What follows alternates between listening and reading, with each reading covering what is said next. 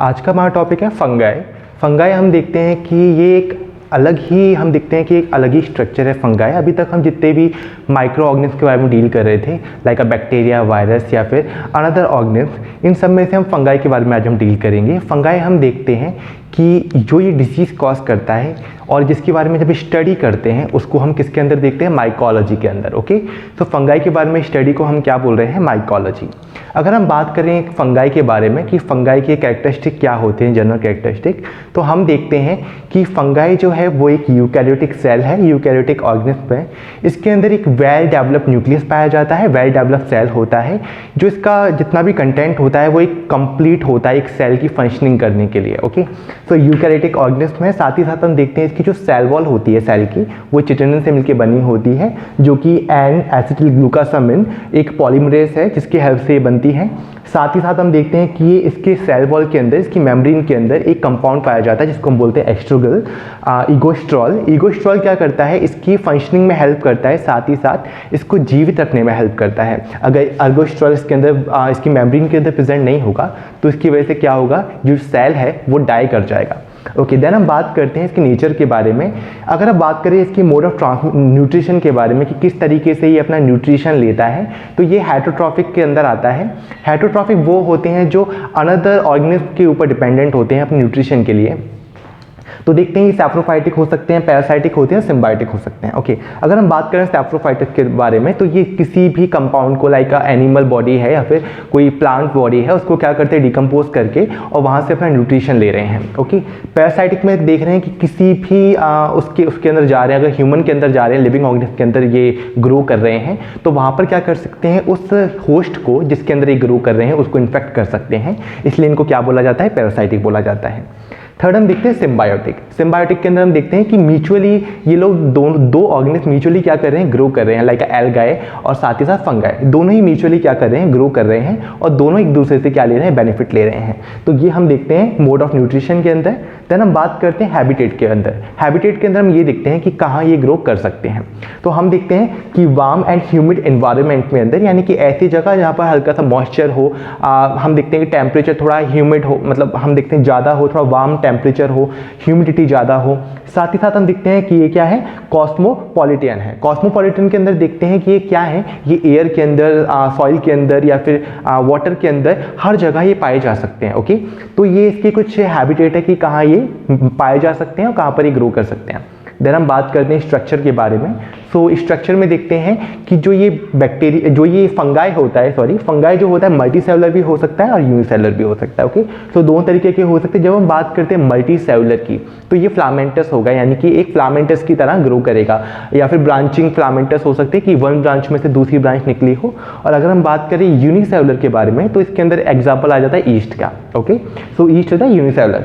तो इसके अंदर तीन तरीके के आते हैं, मोल्ड्स आते हैं, ईस्ट आता है और हम देखते हैं मशरूम्स आते हैं। ये इसके एग्जाम्पल हैं। तो ईस्ट देखा जाता है कि यूनिसेलुलर है, वहीं हम बात करें मोल्ड्स के बारे में तो ये क्या होते हैं, मल्टी सेलुलर होते हैं। ये इस तरीके की ग्रोथ होती है कि एक ब्रांच में से दूसरी ब्रांच निकली हुई है और ये ग्रो क्या कर सकता है, ये ग्रो करता रहता है। जो इनके अंदर ब्रांचेस निकली होती हैं, फ्लामेंटस ब्रांचेस, इनको हम क्या बोलते हैं, हाइफे बोलते हैं। और ये पूरा जो कंपोजिशन है, ये पूरा जो अरेंजमेंट है, इसको हम क्या बोलते हैं, इसको हम बोलते हैं माइकेलियम। ओके, तो ये था हमारा फ्लामेंटस। देन हम बात करते हैं कि ये सेप्टेट हो सकता है और असेप्टेट हो सकता है। सेप्टेट में हम देखते हैं कि इसके बीच में सेप्टम प्रेजेंट है या फिर बीच में एक डिवाइडेशन प्रेजेंट है। ओके, इस तरीके का कंस्ट्रक्शन होता है और ये मल्टी सेलुलर होता है। तो बीच में क्या है, डिवाइडेशन प्रेजेंट है, सेप्टेट प्रेजेंट है।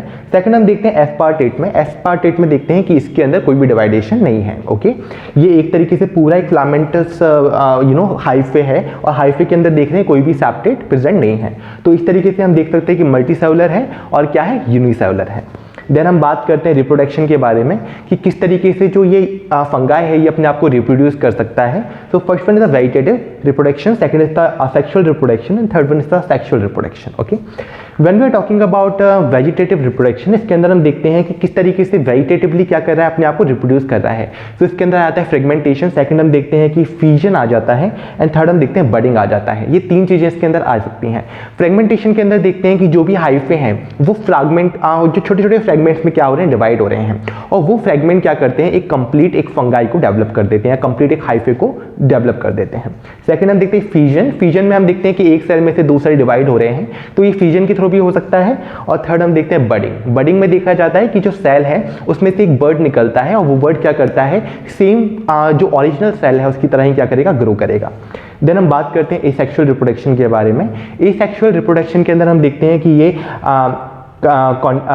कैनिडिया हो सकता है, और हम देख सकते हैं कि स्पोरिजिनस स्पोर हो सकता है। ओके, स्पोरिजिनस स्पोर्स हो सकता है। ओके, तो हम देखते हैं इसका स्ट्रक्चर कैसा हो सकता है। जब हम बात करते हैं कैनिडिया के बारे में, तो कैनिडिया के अंदर हम देखते हैं कि ये जो आपको ये नीचे लेयर दिख रही है, इसको हम बोल सकते हैं कि ये फ्रूट बॉडी है। फ्रूट बॉडी यानी जो भी है ना, आपको एग्जाम्पल के तौर पर बताऊँ तो हेयर है, तो मान लीजिए दिस इज द एक फ्लामेंटस से ये एक हाइफे है, हाइफे में से क्या होगा, ये इस तरीके से एक फ्रूटिंग बॉडी डेवलप हो जाएगी।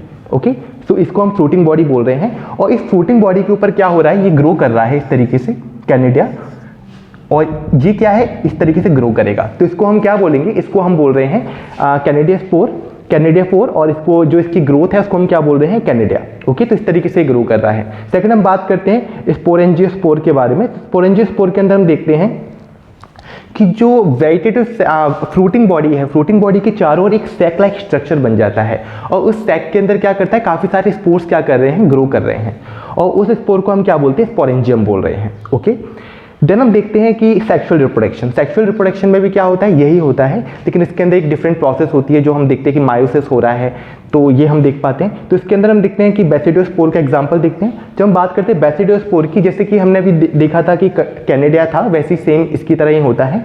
इसके अंदर भी क्या होता है, जो स्पोर्स होते हैं वो ऊपर बनते हैं, जो फ्रूटिंग बॉडी होती है उसके ऊपर बन रहे हैं। देन हम बात करते हैं एस्कोस्पोर्स के बारे में। एस्कोस्पोर्स में भी क्या होता है, एस्कोकार्प होता है, और एस्कोकार्प पे हम देखते हैं कि जो अंदर ग्रो कर रहे हैं, स्पोर्स बन रहे हैं, ये अंदर बन रहे हैं, इंटरनल बन रहे हैं उस सैक के, उसको हम बोलते हैं स्पोर्स, एंड इसकी जो लेयर है इसको हम बोलते हैं एस्कस। ओके, तो ये कुछ हम देखते हैं कि सेक्सुअली रिप्रोडक्शन हो रहा है और एसेक्सुअल रिप्रोडक्शन हो रहा है। अगर ये सेल के बाहर हो रहे हैं, इसके इस तरीके से आउटसाइड हो रहे हैं फ्रूटिंग बॉडी के, तो हम इसको क्या बोलेंगे, एक्सोजेनस, और अगर ये अंदर हो रहे हैं एक पाउच लाइक स्ट्रक्चर के अंदर, तो इसको हम क्या बोलेंगे, एंडोजेनस। ओके, तो इस तरीके से रिप्रोडक्शन कर सकते हैं। देन हम बात करते हैं about the classification of fungi. When we are talking about classification of fungi, इसमें दो तरीके के क्लासिफिकेशन आ जाते हैं। First one is the morphological classification, second one is the classification based on the sexual reproduction. जब हम बात करते हैं मॉर्फोलॉजिकल क्लासिफिकेशन के बारे में, तो इसमें हम देखते हैं कि किस तरीके से मॉर्फोलॉजी पाई जा रही है। हमने बात की मोल्ड्स के बारे में, ईस्ट के बारे में, तो इस तरीके से इसकी क्लासिफिकेशन होता है। पहले हम बात करते हैं मोल्ड्स के बारे में। जैसे कि हम जानते हैं मोल्ड्स क्या है, एक फ्लामेंटस फंगाई है, जो कि ऐसा फ्लामेंट में क्या करता है, ग्रो करता है। इसके अंदर हाइफे पाया जाता है, तो हाइफे पाया जाता है, ये एस्पार्टेट हो सकता है या फिर सेप्टेट हो सकता है, एसेप्टेट या फिर सेप्टेट। एसेप्टेट में देख रहे हैं कि इसके अंदर क्या है, कोई भी सेप्टा प्रेजेंट नहीं है, कोई भी इसके अंदर एक डिवाइडेशन प्रेजेंट नहीं है। इसका एग्जांपल है राइजोपस। अगर हम बात करें सेप्टेट के बारे में, तो इसके अंदर एक सेप्टे प्रेजेंट है, एक डिवाइडेशन प्रेजेंट है इस तरीके से, और ये क्या है, मल्टी सेलुलर हैं दोनों ही। इसके अंदर हम देखते हैं कि पेड्रा हो गया या फिर पेनिसिलियम हो गया, ये इसके एग्जाम्पल है। देन हम बात करते हैं ईस्ट के बारे में। ईस्ट में क्या होता है, सिंगल सेल होता है, यूनिसेलुलर होता है, तो इसका इस तरीके का एग्जांपल होता है, this is the body, and इसके अंदर देखा जाए बर्ड फॉर्म हो रहा है, तो इसके अंदर बर्ड फॉर्म होता है ईस्ट के अंदर। ओके, तो आप ये 8 लाइक स्ट्रक्चर देख सकते हैं इसके अंदर। इसका एग्जांपल की बात करें तो हम देखते हैं कि क्रॉप्टोकोकस क्या इसका एग्जांपल है। देन हम बात करते हैं ईस्ट लाइक की तरह, यानी कि ये ईस्ट की तरह दिखता है लेकिन ये ईस्ट नहीं है। ओके, सो ईस्ट लाइक की तरह हम बात करें तो इसके अंदर बर्ड भी पाया जाता है एंड स्यूडो हाइफे पाया जाता है। तो स्यूडो हाइफे में हम देखते हैं कि फॉल्स हाइफे, यानी कि हाइफे है वो फॉल्स है, तो इस तरीके से एक ये बर्ड भी है, साथ ही साथ हम देख रहे हैं कि इसमें इस तरीके से डिवाइडेशन की तरह हाइफे भी प्रेजेंट है, तो इसको हम क्या बोलते हैं, ईस्ट लाइक फंगाई। देन हम बात करते हैं डाइमॉर्फिक फंगाई के बारे में। डाइमॉर्फिक फंगाई में हम देखते हैं कि दो तरीके की मॉर्फोलॉजी पाई जा रही है, ईस्ट की तरह भी पाई जा रही है और हाइफे की तरह भी पाई जा रही है। ओके, यानी कि मोल्ड्स की तरह भी पाई जा रही है। अगर हम बात करें ईस्ट के बारे में, तो इसके अंदर देखते हैं कि हीट प्रोवाइड करना पड़ता है 37 डिग्री सेल्सियस, और इसमें जो ग्रोथ होती है वो क्या होती है, ईस्ट फॉर्म में होती है। वही मोल्ड्स में क्या होता है, कोल्ड टेम्परेचर देना पड़ता है 25 डिग्री सेल्सियस, और इसमें जो ग्रोथ होती है वो कैसी होती है, मोर्स फॉर्म में होती है। तो इसके एग्जांपल की बात करें तो ब्लास्टोमाइट्स या फिर हिस्टोप्लाज्मा, ये इसका एग्जांपल है। Then we are discussing about the sexual reproduction, कि सेक्सुअल रिप्रोडक्शन कैसे होता है। सो या तो आपको सेक्सुअल रिप्रोडक्शन के बारे में नॉन हो कि सेक्सुअल रिप्रोडक्शन होता है, या फिर आपको अननोन हो। तो अगर नॉन है तो इसमें हम देखते हैं कि असेप्टेट होगा या फिर सेप्टेट होगा। सेप्टेट के अंदर हम देखते हैं कि फैकोमाइट्स हो जाते हैं, और सेप्टेट के अंदर हम देखते हैं कि एकोमाइट्स हो जाते हैं या फिर बेसिडोमाइट्स हो जाते हैं। और अगर ये अननोन है, आपको नहीं पता कि किस तरीके से सेक्सुअल रिप्रोडक्शन हो रहा है, तो एग्जांपल के तौर पे हम देख सकते हैं क्या है, ड्यूट्रोमाइट्स। ओके, ड्यूट्रोमाइट्स में हमें नहीं पता कि किस तरीके से रिप्रोडक्शन कर रहा है, सेक्सुअल रिप्रोडक्शन है, एसेक्सुअल रिप्रोडक्शन है, या फिर वेजिटेटिव रिप्रोडक्शन है। वहीं बेस्टोमाइट्स के अंदर हम देखते हैं कि इसके अंदर या तो वेजिटेटिव रिप्रोडक्शन होगा या फिर सेक्सुअल रिप्रोडक्शन होगा। एस्कोमाइट्स के अंदर हम देखते हैं कि इसके अंदर तीनों ही रिप्रोडक्शन पाए जाएंगे, वेजिटेटिव भी, हम देखते हैं कि इसके सेक्सुअल भी और एसेक्सुअल तीनों पाए जाएंगे। और फैकोसाइट्स में फैकोमाइट्स के अंदर हम देखते हैं कि इसके अंदर या तो एसेक्सुअल या सेक्सुअल दो तरीके के रिप्रोडक्शन पाए जाएंगे। देन हम बात करते हैं माइकोसिस के बारे में। माइकोसिस क्या है? माइकोसिस इज अ डिसऑर्डर जो कि फंगाई के द्वारा होते हैं। तो ये डिपेंड कर सकता है कि किस एरिया में हो रहे हैं बॉडी के। ओके, अगर सुपरफिशियली हो रहा है ऊपर स्किन के तो उसको हम क्या बोलेंगे? Superficially mycosis. अगर ये सबक्यूटेनियस डीप टिश्यू में हो रहा है तो उसको हम क्या बोलेंगे? Subcutaneous mycosis. अगर हम बात करें डीप एंड सिस्टमिक माइकोसिस के बारे में, यानी कि ये ब्लड के अंदर फंगाई क्या कर चुका है? एंटर कर चुका है, डीप स्ट्रक्चर से जा चुका है, और ब्लड के थ्रू ये किसी भी ऑर्गन को क्या कर सकता है? इन्फेक्ट कर सकता है। देन हम बात करते हैं अपॉर्चुनिस्टिक माइकोसिस के बारे में। अपॉर्चुनिस्टिक माइकोसिस क्या होता है? यानी कि इनको अपॉर्चुनिटी की जरूरत होती है ये जब ये फंगल इन्फेक्शन कर पाए।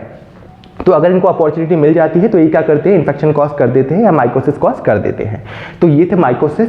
तो आई होप आपको आज का जो फंगाई है वो समझ में आया होगा। फंगाई को हम क्या बोलते हैं? Study of mycology. और इसके बारे में जो भी क्लासिफिकेशन है कि मॉर्फोलॉजिकल और इसका सेक्सुअल जो रिप्रोडक्शन के बेसिस पे, आई होप आपको समझ में आया होगा। अगर आपको इस टॉपिक से रिगार्डिंग कोई भी डाउट है तो आप पूछ सकते हैं। डिस्क्रिप्शन बॉक्स में ऐप का लिंक दिया हुआ है, लिंक को क्लिक करके ऐप को डाउनलोड कर सकते हैं। वहाँ आपको ऐसे और भी इंफॉर्मेटिव वीडियोस मिल जाएंगे। Thank you.